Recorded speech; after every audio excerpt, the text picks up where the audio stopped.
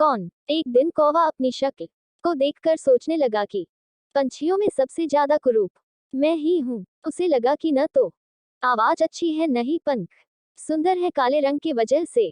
उसे लगता था कि वह रंगों से भी वंचित है। ये सारी बातें सोचने की वजह से उसके अंदर हीन भावना से ग्रसित होकर दुखी भी रहने लगा। एक दिन बगुले ने कौवे की उदासी का कारण जानना चाहा तो कौवे ने जवाब दिया कि तुम गोरे चिट्टे हो, मैं तो बिल्कुल काला हूँ। मेरा इस दुनिया में जीना बेकार है। बगुला ने कौवे से कहा कि दोस्त मैं कहाँ सुंदर हूँ।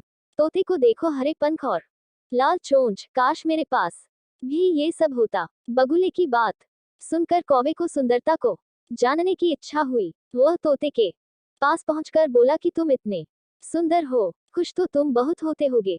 जवाब में तोते ने कहा कि मैं खुश तो था, लेकिन मोर को देखकर दुखी हो गया क्योंकि वह मुझसे ज्यादा सुंदर होता है। मोर की खुशी जानने के लिए कौवा उसे जंगल में खोजने लगा, परंतु उसे एक भी मोर नहीं दिखाई दिया। जंगल वालों से पूछने के बाद पता चला कि मोर को चिड़ियाघर वाले उठाकर ले गए हैं। कौवा मोर की तलाश में चिड़ियाघर पहुंच गया। वहां पर उसने मोर से उसकी सुंदरता पर चर्चा करनी चाही, लेकिन मोर उल्टा रोने लगा।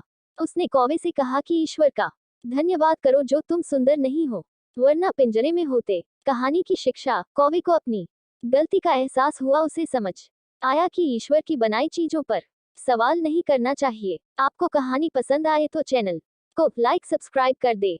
धन्यवाद।